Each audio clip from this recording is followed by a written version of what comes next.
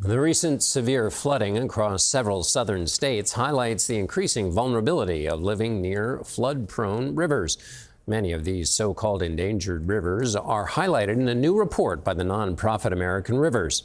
In tonight's In Depth, CBS's national correspondent David Schechter learned in some places the solution to flooding means moving. This creek in Langhorne, Pennsylvania floods so often. Steve Rodriguez paid to raise his house. So this is new? This whole thing is new. You've elevated the house. Yes, it's 10 feet up. Some neighbors went even higher. This one is like elevated 20 feet or more. Oh yeah, yeah. It's estimated 40 million Americans, like Rodriguez, live in floodplains, facing a risk of catastrophic loss.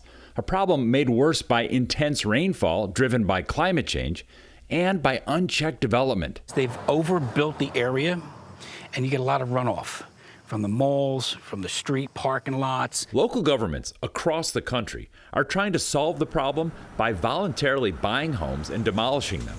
In the last 25 years, they've tapped into federal programs to buy at least 14,700 homes for flood-related reasons, a small portion of those potentially at risk. Many in this neighborhood took a buyout. Rodriguez turned it down. How big of a problem is it in this country, the way we've built in floodplains? It is a huge problem. Maya Van Rossum leads the Delaware Riverkeeper Network, a nonprofit that fights to protect the river and the communities that depend on it. She's showing us these empty lots that were part of a buyout next to homes where owners refused to sell.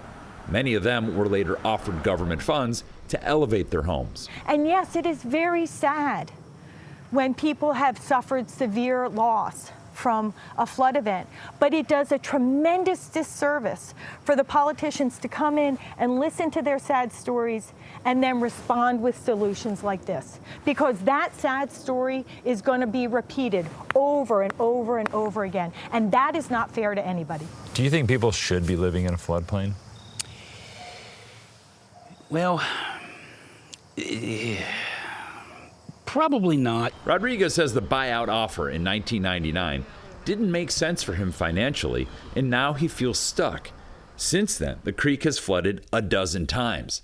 Van Rossum believes the problem is bigger than just one homeowner. And when there's been a catastrophic event, you will see massive devastation, and in the year or two following, you will see massive rebuilding at great expense, and then the whole cycle will happen over again. And it's a cycle we all pay for.